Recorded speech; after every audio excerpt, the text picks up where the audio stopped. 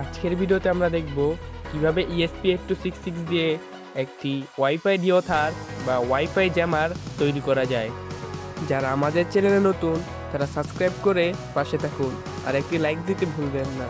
তো চলুন ভিডিওটি শুরু করা যাক। ভিডিওটি শুধুমাত্র প্রশিক্ষণ উদ্দেশ্যে তৈরি। বিনা অনুমতিতে অন্যের ওয়াইফাই অ্যাটাক করা দণ্ডনীয় অপরাধ। এটা সাইবার ক্রাইম হিসাবে গণ্য হবে, করলে জেল জরিমানা হতে পারে। যন্ত্রের অবৈধ ব্যবহার চ্যানেল কর্তৃপক্ষ কোনোভাবেই দায়ী থাকবে না। এই ডিভাইসটি তৈরি করতে আমাদের প্রয়োজন হবে একটি ESP8266 নোড MCU বোর্ড, একটি ডাটা কেবল এবং একটি ওটিজি, এবং আমরা ফোনের মাধ্যমে নোড MCU-তে কোড আপলোড করব। ডাটা কেবল এবং ওটিজি কানেক্ট করে নিব। ওটিজিটি ফোনের সাথে কানেক্ট করে নিব।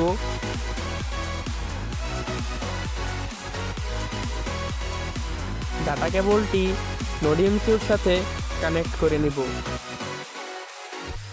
ফোনের সেটিং অপশনটি চালু করে নিব। সার্চ করব ওটিজি। ওটিজি অপশনটি অন করে নেব। ফাইলটির লিংক ডেসক্রিপশনে দেওয়া থাকবে। ফাইল ম্যানেজার ওপেন করব। এখান থেকে যাব ইন্টারনাল স্টোরেজে, তারপর ডাউনলোড অপশনে এখান থেকে ডাউনলোড করা ফাইলটি কপি করে নেব। ডাউনলোড অপশন থেকে বের হয়ে ESP8266 লোডার ফাইলটিতে যাব।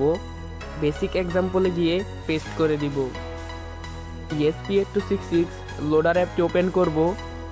ফাইল আইকনে ক্লিক করব। ডাউনলোড করা ফাইলটি খুঁজে বের করে নিব এবং সিলেক্ট করে নিব। তারপর আপলোড আইকনে ক্লিক করব। ওকে বাটনে ক্লিক করব। আপলোড হতে কিছুক্ষণ সময় নেবে। ফাইলটি আপলোড হওয়ার সময় নোড MCU লাইটটি ব্লিঙ্ক করতে থাকবে।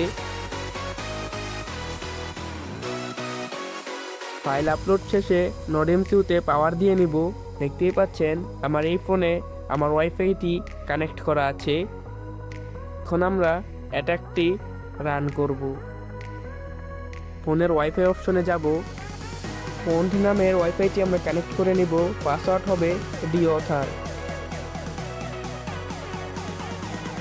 যে কোনো একটি ব্রাউজারে গিয়ে সার্চ করব 192.168.4.1। এই পেজটি ওপেন হবে। একটু স্ক্রল করে এই অপশনে ক্লিক করব।